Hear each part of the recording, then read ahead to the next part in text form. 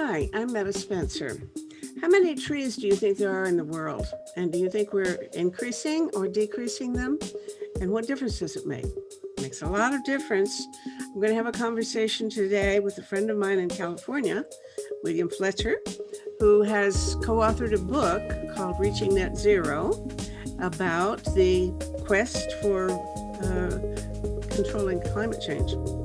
And one of the main things that we have to do in order to reach net zero, reach an equilibrium on the planet with so that we're not continuing to increase global warming, but beginning to reduce it, is to plant a lot of trees and stop cutting the ones inappropriately that we already have. Sometimes there are good reasons to cut trees, but you don't want to wipe them all out. And so here we go. Good morning, Bill. How are you? Hi, how are you? Okay, always a pleasure. Yeah, it's always fun to talk to you because we always have some new issue coming up. Yeah. And deforestation is a biggie, I think. Yes. Mm-hmm. Tell me why don't you launch off? And I have more opinions than are good for me. So I will undoubtedly take issue with something that you say, Yeah. either to elaborate or to set you right. So deforestation and how to handle our trees in the world happens to be a passion of mine. So here we go. What's the Well, story? let me give you a little 1 minute, put it in perspective. The big focus now is on fossil fuel use, mainly carbon dioxide as being the main greenhouse gas, followed by methane and then nitrous oxides. And so let's say that's 75% of the problem. And we're not going to discuss that in any detail today. But we've been covering it from every angle up to now. Yeah, but 25% of the issue is what's referred to as AFOLU, agriculture, forestry, and other land use. And that's 25% of the problem. And to put it in perspective, probably about 45% of the Earth's methane release is from agriculture and land use. The other is basically leaking natural gas and things like that. But let's say 44% of the methane, roughly about 80% of the nitrous oxides come from agriculture, mainly the use of nitrogen fertilizer. And then they also have a fossil fuel component because a lot of fossil fuel is used in agriculture, for instance. So we're talking, when we talk about forestry or deforestation, it's part of this 25% of other non-fossil fuel related greenhouse gases. Mm-hmm. And in many ways, it has some very unique issues associated with it. It's a very hard thing to deal with. And I'd like to get into that as we go forward today, because it's not an easy problem. Unfortunately, my wife and I have been able to travel a lot, and we've seen the rainforest. We've been to Indonesia and seen palm oil plantations, and we've been to Africa and remote parts of India where slash and burning agriculture is still practiced. So we've seen poor farmers, at least 1 billion people are making a living as subsistence farmers. And so when you want to deal with these issues, you have to deal with a very scattered set of problems. The other thing is that we talk about deforestation. The vast majority of, let's say 80%, is due to agriculture, basically clearing land to create more land for agriculture. And a lot of that is for beef, for grazing land for beef and for cattle food. And to grow soybeans, that is 77 or 78% of the soybean production, which is really increasing rapidly is used for animal feed. So a lot of it is, I'd say that agriculture is probably the biggest driver by far, let's say 70–80% of deforestation. There's obviously a factor, lumbering, cutting down trees to make paper, things like that. But I did read that of the forest deforestation from agriculture, somewhat more of it is for subsistence farming than for commercial farming. So I don't know, and yet you're right that they talk about it as for animals. So I don't know what what these people they just need to make a living, and I guess it's smart. Oh yes, yeah. Well, the number I ran across is, and again, depending on the source, because a lot of these are estimates, is that about a third of the deforestation is, let's call them subsistence farmers that are cutting down forests to increase land for agriculture, and a lot of it is bigger operations, ranching and ranchers and things like that. And the other thing is, I think 75% of the forests we're talking about, or no, maybe much more than that. Most of, I think sort of like 90–95% is in the tropical areas. It's in, it's the Brazil, by far, about half of it is the rainforest in Brazil, which is huge. Then there's Southeast Asia, mainly Indonesia and Malaysia, where, and the problems differ quite a bit. I'd say, to take a quick little tour in Southeast Asia, let's say Indonesia, Malaysia, they're cutting down the rainforest mainly to grow palm oil, which is used in soaps and a lot of other products. When you get to Brazil and South America, it's not just Brazil, but Brazil's a big offender. It's for cattle raising, and then when you get to Africa, places like that, then I'd say that a lot of that would be subsistence farming. In the Congo, places like that, where people are the population growth, people are cutting down trees to create more land for agriculture. Well, I was very surprised when I looked at where the deforestation has occurred to find out that in North America and Europe, the number of trees is actually increasing. Yeah. You know that? I mean, I've heard that. Yeah, I've read that. Yeah. That's, to me, surprising, because we worry about, we have people, hugging trees and doing life-saving things to protect them because we're worried about deforestation of the boreal forest. But in fact, the real problem is in the tropics. Well, and the other thing, you can also say that in the United States and Europe, we deforested a long time ago. Yes. So in a way, it's a little hard to get. We plowed in the prairies and cut down the trees.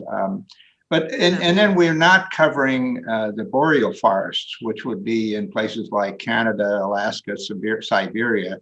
That's a threat as well because of forest fires and other causes. But I don't think we're cutting down the boreal forests. We're mainly the land clearing is largely in the tropical forests. And another thing that surprised me was the recent thing I read saying that of the new diseases, whether it's SARS or COVID or whatever, most of these viruses are coming from animals that are forest animals. And by clearing the forests, we're putting people in contact with animals and that's where these new diseases come from.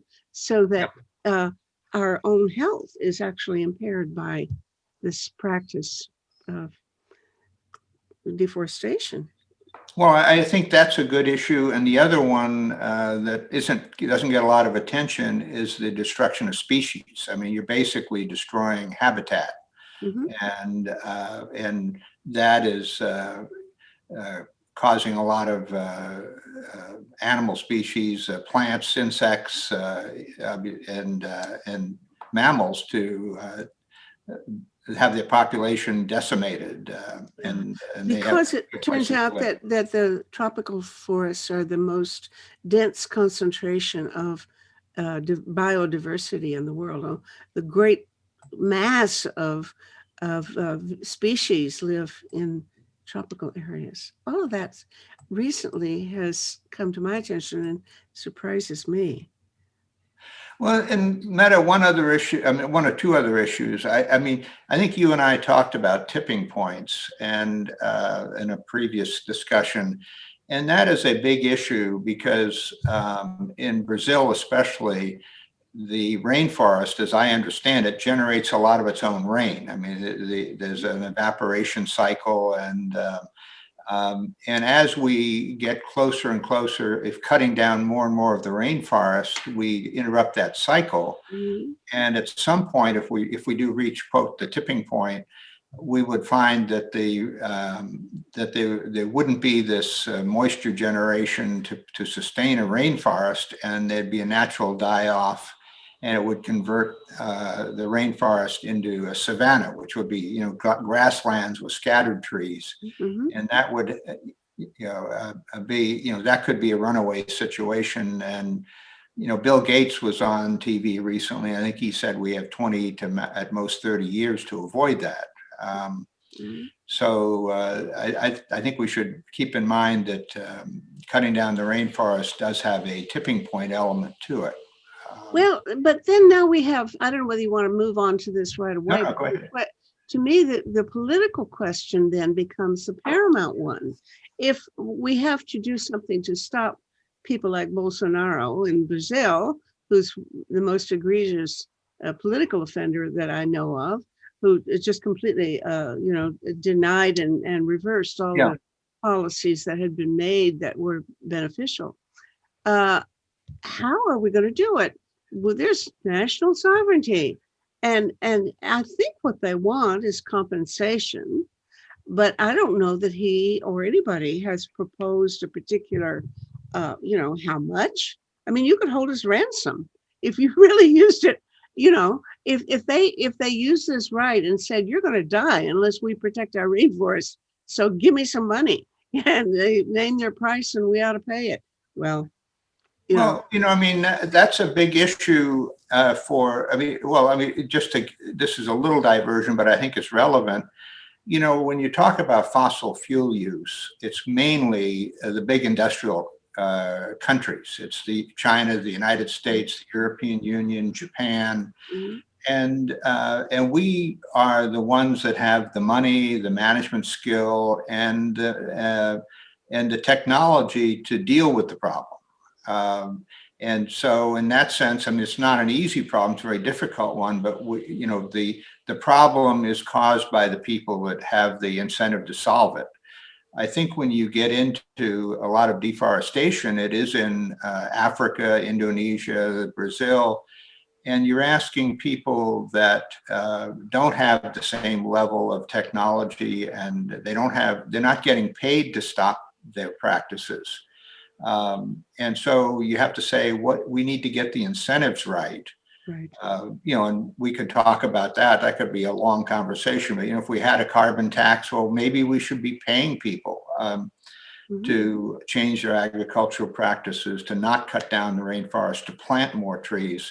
But you can't. I don't think we can beat up Africa, Brazil, Indonesia, because they are not on their own spending the money to do this. I mean, yes, they have some culpability, but we need to get the incentives right on a global basis, in my mind. Yeah, And that's a big issue. That's a big. yeah. Who And pays? I have not seen anybody come up with a particular plan. Maybe somebody has. If not, they should, for how to create the right incentives through some sort of concerted global plan. Do Well, I you? think we need one. Yeah, I haven't seen one either. okay. And and I think the other thing is it's with the satellite technology. I mean, you can really you monitor quite closely deforestation. I mean, you can determine how much of the rainforest has disappeared. They can pick out how much CO2 is absorbed by specific parts of the world and whether that's going up or down. If we had a genuine reforestation effort, that could be monitored. So I think the technology is there, my limited understanding of that, where we could do some pretty sophisticated stuff. But I think that a big problem is going to be getting the incentives right. And especially organizing it politically. Huh? Even organizing it politically. I mean, how Yeah. do you get the leaders of all these countries to actually make an organization with a game plan that out of nothing? Right now, I don't think there is any world plan for how to save the trees or increase the trees. And in fact, I mean, it's not just a matter of stopping deforestation. Of course, the deforestation releases carbon into the atmosphere, but afforestation actually sucks it out of the atmosphere. Yeah. Plants take carbon out of the atmosphere and put it in the soil. And that's the most promising way that we, besides reduction of emissions, that we have to counteract the global warming process. So there's a guy named Crowther in Zurich, Switzerland, who has a lab that's doing this research. A couple or 3 years ago, he did a satellite mapping project to actually estimate how many trees there are in the world. And it turns out there are approximately 3 trillion trees on the planet. And what is needed, they say, if what we really need is about an extra 1 trillion trees. Right. And so various countries are working to have promised to plant 1 billion trees here or there. Well, just stop and think about it. To me, it's Canada has said, well, we'll plant 1 or 2 billion trees, I think, being really feeling proud of ourselves. But 1 trillion is 1,000 billion. Now, how are we going to get 1,000 billion more trees in addition to stopping the deforestation? To me, that is a very daunting, but maybe the most promising possibility for actually slowing climate change. Well, I think it's, it's a good part of the solution. It's not the only one, but I'd come back to your earlier comment. I mean, we do have the Paris Agreement, which is signed by, or the Paris Accord, whatever you want to refer to it. I think it's signed by something like 196 countries, which is almost all of them.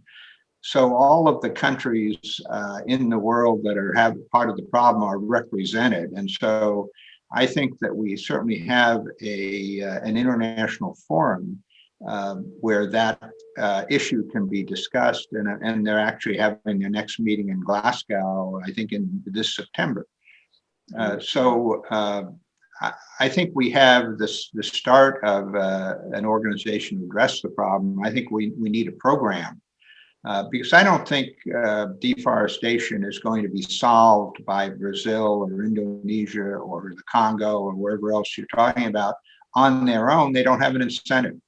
They really don't. And we need, and some of the incentives could be sticks as well as bribes. I mean, not bribes, but paying them. But, we could have tariffs for, countries that, or products that, say Brazilian beef, if it's, so there's a lot of things we need to think about in terms of having, let's say, a holistic solution to the problem. And it's not just beating up the Brazilians or the Indonesians for cutting down their rainforests. We need to get the incentives right, in my mind.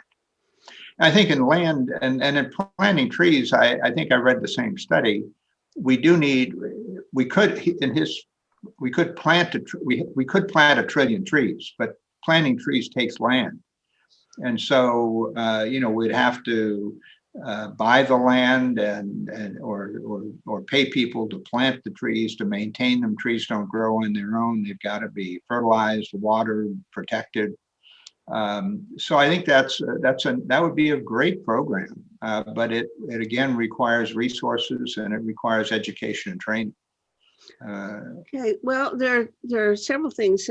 One of the things is people have to look after those trees when they plant them. Right. Oh, yes. The mortality rate for trees that are planted is very high unless somebody waters them or weeds them or something like that.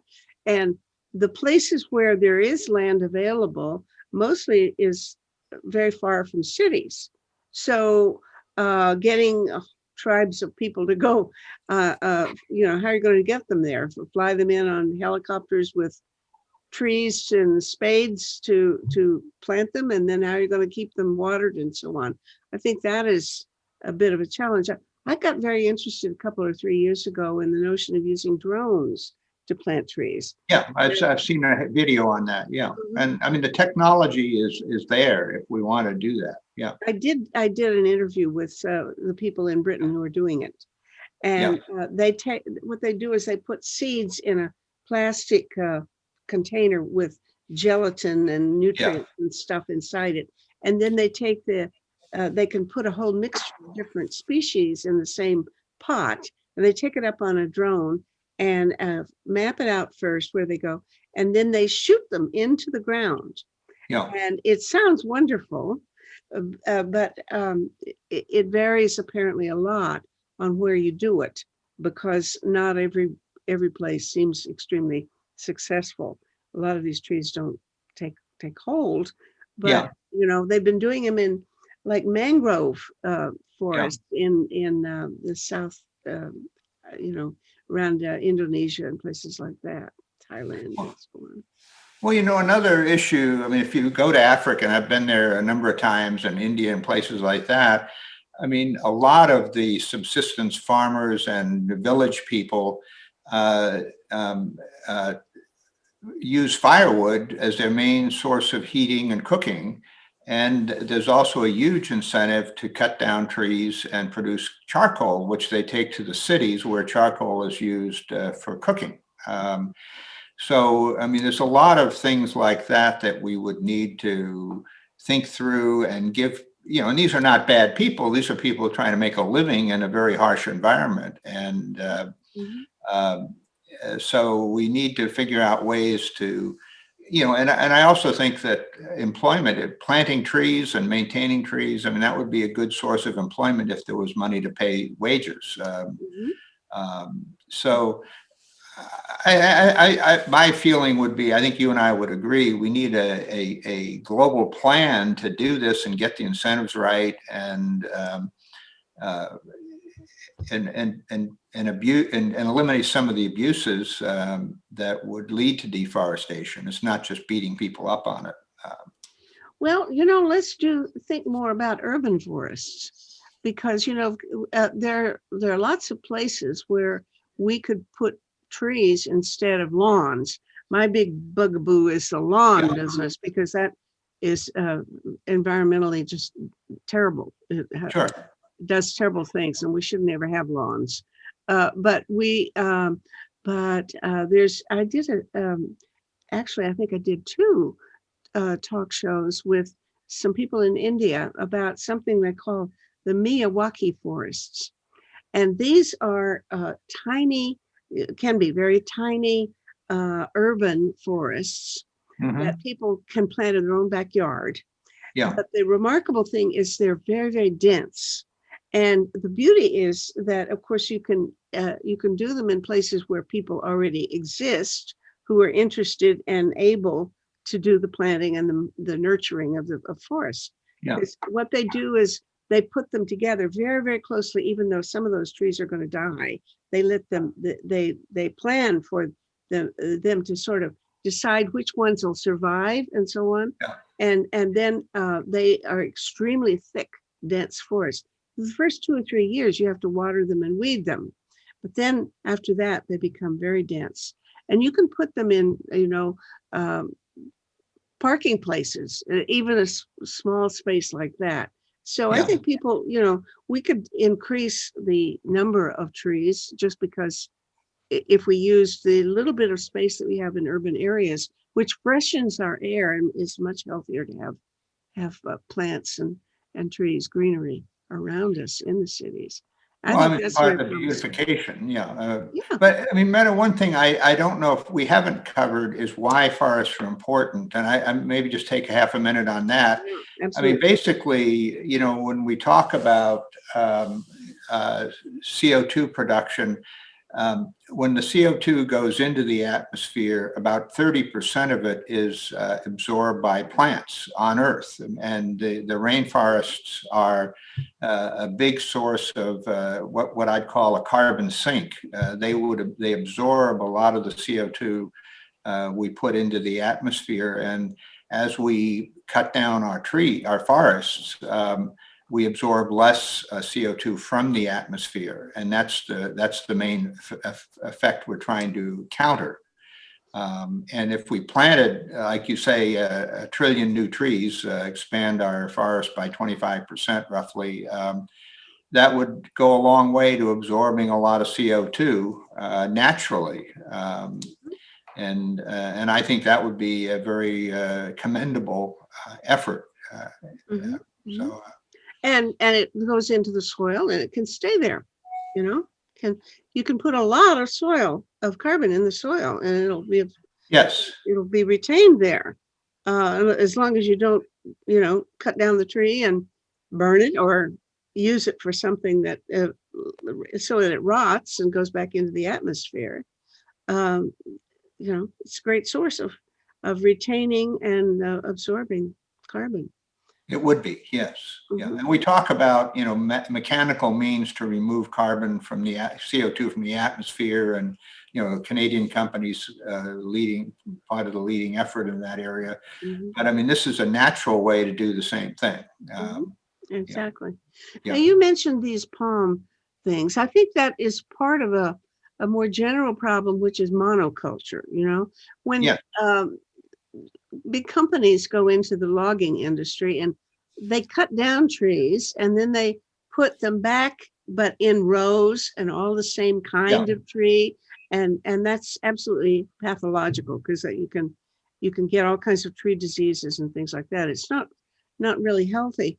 But in the Indonesia area and so on, they've destroyed rainforest where they're, especially I grieve for the orangutans, because Yeah. they're cutting down the habitat for those wonderful critters and putting in palm uh, plantations, which I think we should have a boycott of palm oil. It's apparently we use it all the time and don't know it because it's in Oh, our yeah. all kinds of products. It's in soap and things like that. It's Yeah. things that I mean, it's a very important ingredient for a lot of things. Yeah. Well, can we figure what is the better alternative? How this has become very popular, very big industry, but what could be done to make it possible to avoid using palm oil? What's the best substitute? Do you know? I don't know. And, and then if you get into that, maybe the substitute is as an oil derivative. We've, we, if, we need, I think we're better off if we are consuming things that we can grow. I mean, that's good. And I think that, deforestation to plant palm oil or to put in, say monoculture, let's say plant forests to provide pulp for paper making, things like that. I mean, that's just another form of agriculture. And in itself is not terrible, but the big thing is cutting down the rainforests. And Hmm. um, why can't we use other land for those purposes as well? I mean, instead of cutting down the rainforest, is there another area that would be more marginal that you could use for the same purpose? Um, so I think we have I think it's a very complex, multidimensional problem. But I do feel that, and the other thing, this is another issue, the Indonesians aren't on a huge market for palm oil. I mean, it's basically an export industry. it goes to people like us who are buying the soap and the other products, and the Europeans, and so a lot of these countries that are say producing palm oil are not doing it for domestic consumption. They're doing it for world markets. Mhm. So that's another part of getting the incentives right.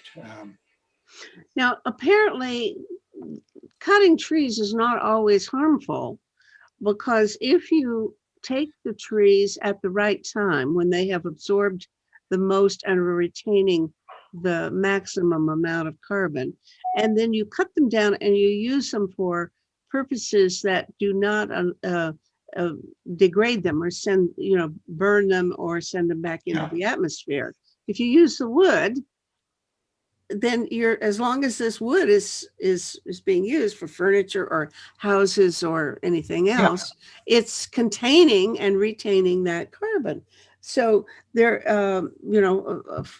forest logging, the logging industry could be more responsible, and probably there are many ways in which there are plans to enable people to use wood in a better yeah, way that actually does that. For example, I've talk to people about who are doing sustainable architecture, and yeah, there's a lot of interest now in using wood for buildings instead yeah. of concrete, And because that would be a concrete, big. I've read about that. Yes. yes, and they can put them together in such a way that if you have big chunks of wood and you put them in the right form, um, it's not as flammable as the first thing I worried about when I talked to this guy Yeah, was, I don't want to live in a high rise where, it's made of wood and it's going to burn down.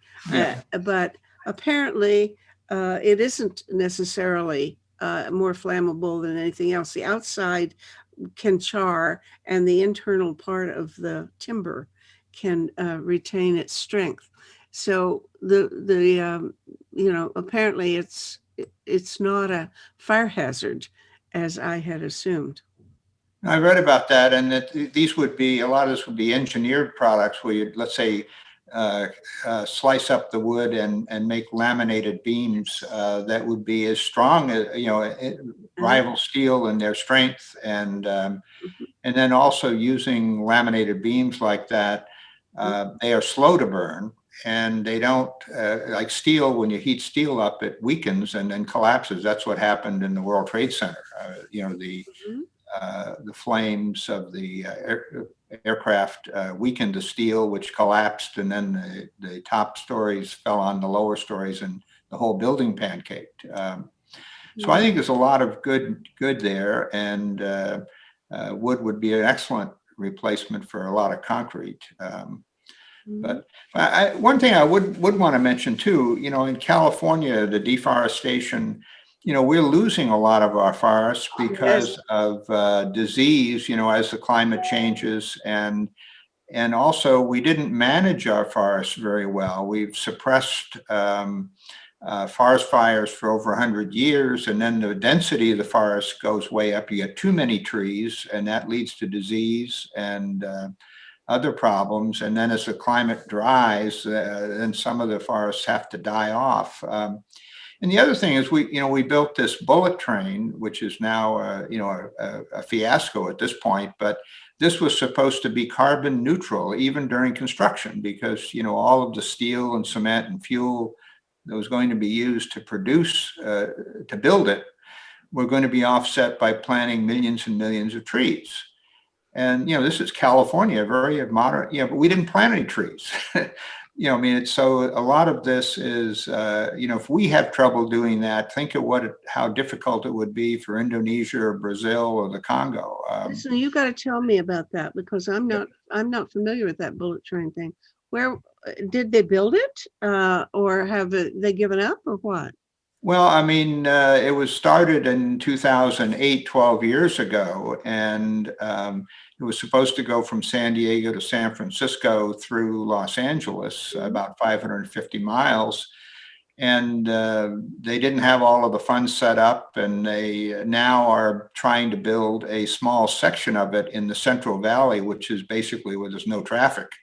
Yeah. And even that is running into huge delays because land acquisition problems and other things. And so my guess is it will never be completed. But one of the selling points for Governor Brown, who was a major supporter of the plan, was that it'll be green even during construction, because we're going to plant all these trees to offset the steel and cement and fuel. And so this is a reforestation project, basically, to offset a construction project. And if anything, California's gone in the opposite direction. We didn't plant the trees. I'm not sure where we would plant them anyway, because it's a pretty dry state.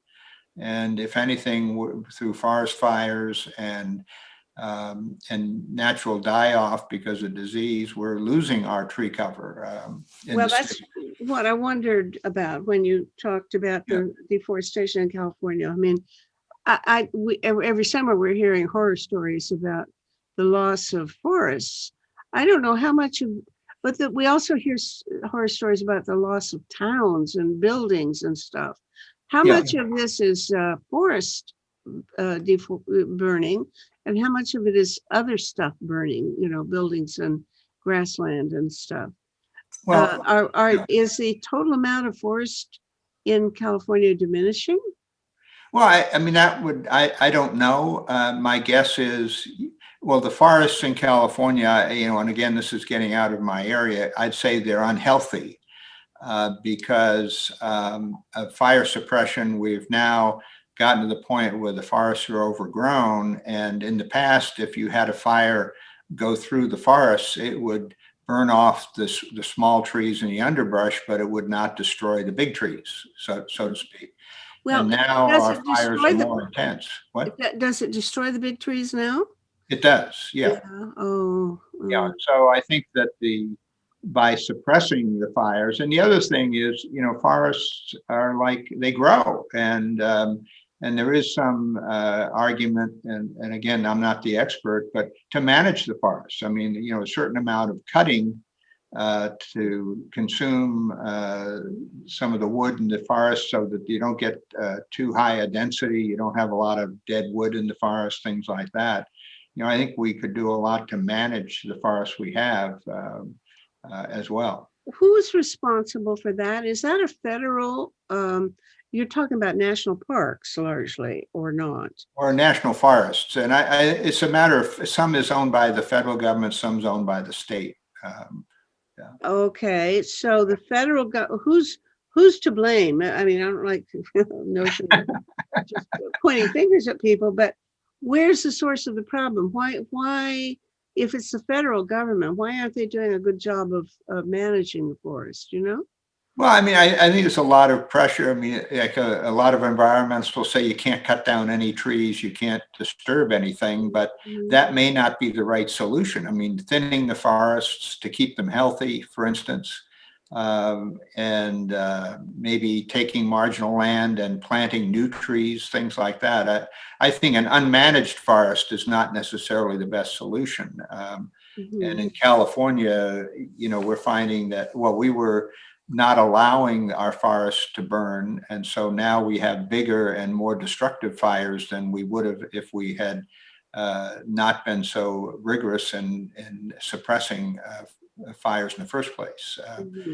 My impression is a lot of the dangers to people have come from the fact that people are allowed now to build houses too close to the forest where it can spread.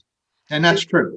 I mean, you're allowed to build into or in areas that could burn, and that is a problem. Land use. Should you have a buffer zone? Should you allow development in certain areas? So, I mean, these are big land use issues. But it's such an unattractive place to live in a forest. I remember going to visit a friend who lived in a cabin in the redwoods, and Yeah. it was in Marin County, Yes. and he had this wonderful cabin, and it was just a magical place to be down under those huge trees. Oh, it was wonderful. So Yes. I feel it's too bad that this is environmentally not a good thing to do. Yeah. There's another thing that had been on my mind very much a year or so ago. It's still on my mind, but I think I don't have good answers to it. And that is that there are places where people should not, we don't want more trees. In fact, we want fewer trees, or we Mhm. should want fewer trees. And that is where, especially in the Arctic, where there's permafrost.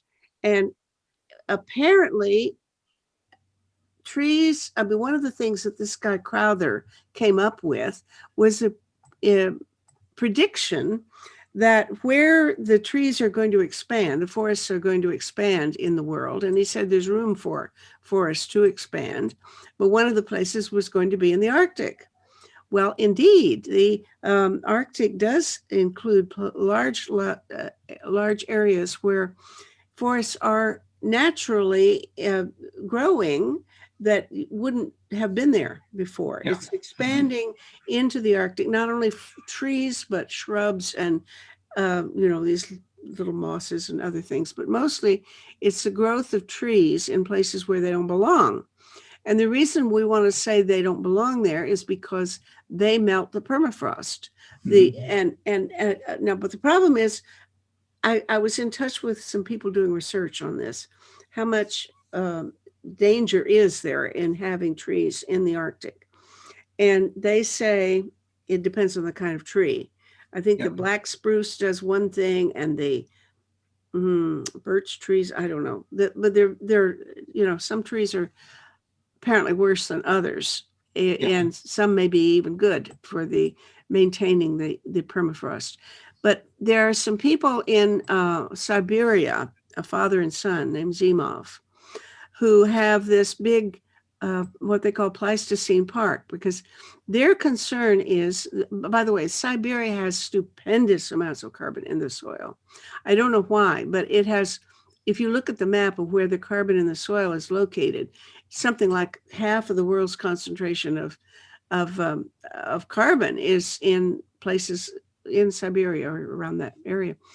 And in the Pleistocene period, apparently lots and lots of animals lived there. Enormous numbers of huge animals, woolly mammoths and bison and Yeah. animals that don't exist anymore.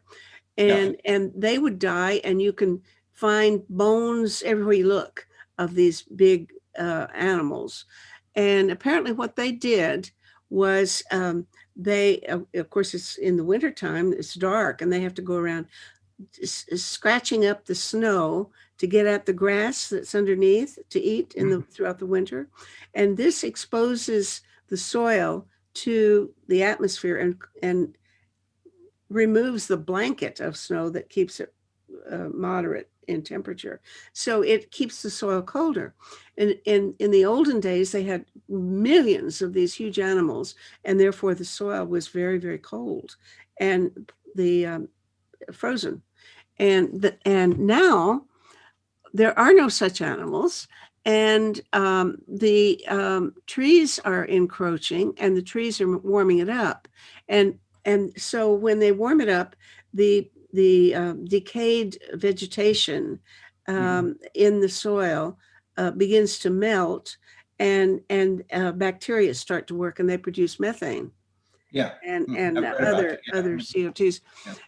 and so we have this increase of melting, which there is a tipping point. You get Yeah. this Yeah. That runaway. is a tipping point. Yeah. A So potential tipping the point. Zemoffs believe that the only thing they know to do to reverse this would be to try to bring in huge animals again. So they experiment with their park. They have it's like a national park kind of area where they have great big animals that they bring in, and they measure the temperature of the soil, and it really does keep the soil colder.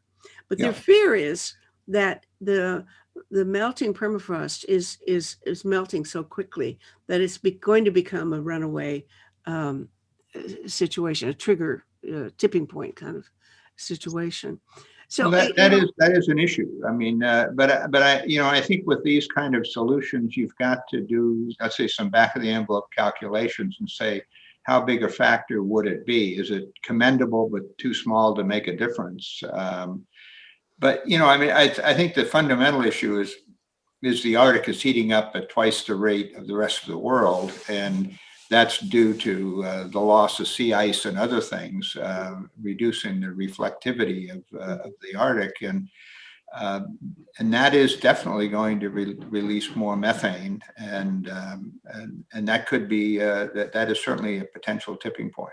mm-hmm. Yeah. I've done a conversation with a guy named Wadhams recently, who's an expert on the sea ice and who's very worried about the clathe rates at the bottom of the Siberian Yes. Sea, because that can, if there's a great big explosion of it all at once, if 8% of that stuff kind of suddenly was released, it would raise the global temperature by, I think he said, 1.4 degrees centigrade. And that, of course, would melt the other 92% of the stuff, and it would be game over. Yeah, And that could happen not just someday, but any day now. It's not. It's quite unpredictable when that kind of thing could happen. I think that is, the Arctic is in a way the most worrisome threat that we have, because it's possible that a sudden catastrophe can take place. Even, for example, the changing of the routes of the currents of the ocean because of fresh water melting and so on.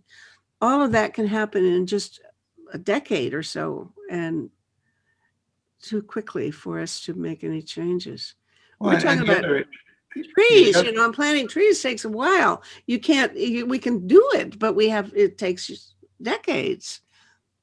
Well, if you planted a billion trees or a trillion trees in the next 10 years, then they take some 25 or 30 years to grow.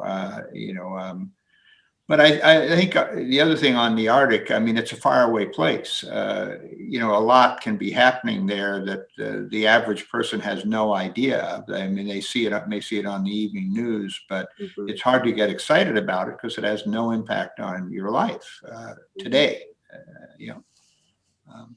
Well, there are a lot more people in Russia living in the Arctic. They have whole cities there, big populations there. But for some reason, they don't seem to be as alarmed as they need to be. I talk to my Russian friends, and they're the ones who are cool about the whole thing.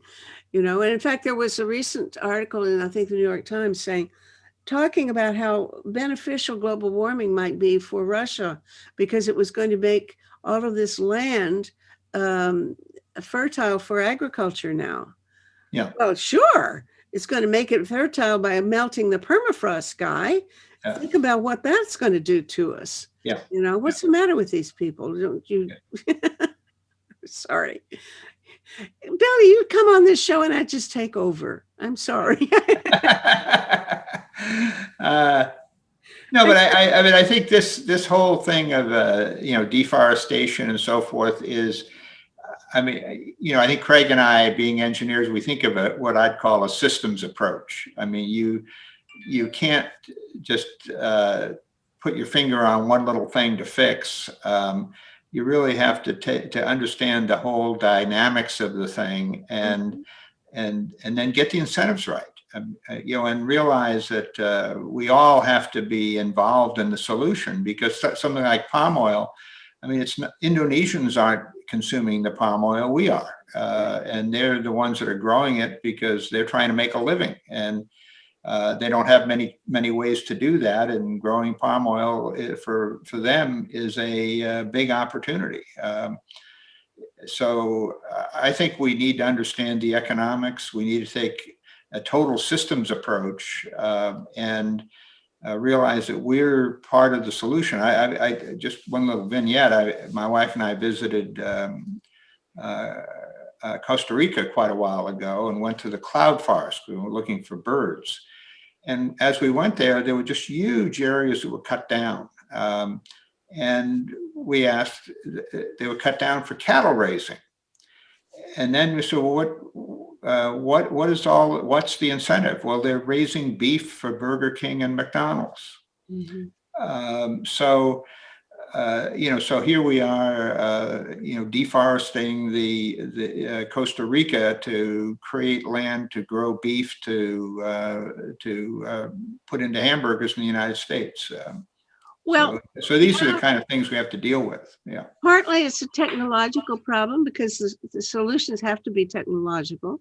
Yeah. But the answer to how you do massive technology on that scale is political, and it's globalization. It's finding international institutions, or creating international institutions that don't exist now. And the worst is, from my point of view, that what we have is a trend toward nationalism rather than, international cooperation. And it's not just international cooperation, but some sort of decision-making body that has to have a significant power to say, well, we have to fix the coral reefs. We can't delay on that. And here's what has to be done. And we have to save the permafrost. And here's what has to be done. And here we have to prevent the melting of the clathrates. And here's what has to be done. And we have to stop palm oil and cattle raising and so on. And here's what has to be done. All of those things require a kind of political structure that does not exist.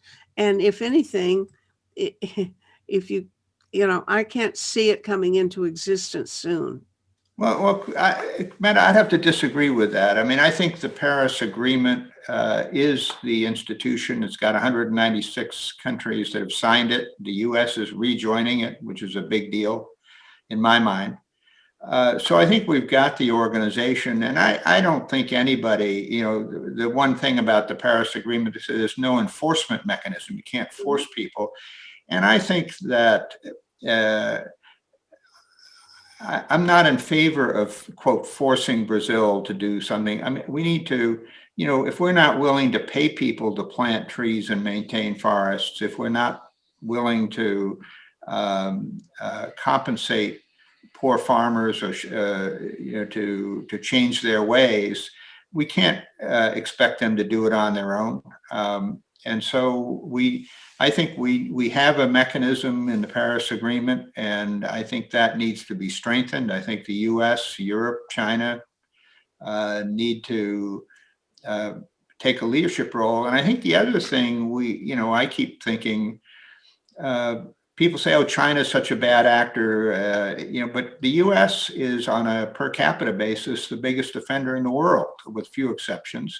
Yeah. The average person in the U.S. and Canada would be the same way. I mean, our per capita emissions contribution to greenhouse gases is very, very high. And we need to get our act together before we can expect other people to follow. And we need to take a holistic total systems approach, in my mind, to dealing with some of these issues. Well, I agree. That's a little bit of a rant, but I mean, that's I agree with you. There's no simple solution. Yeah.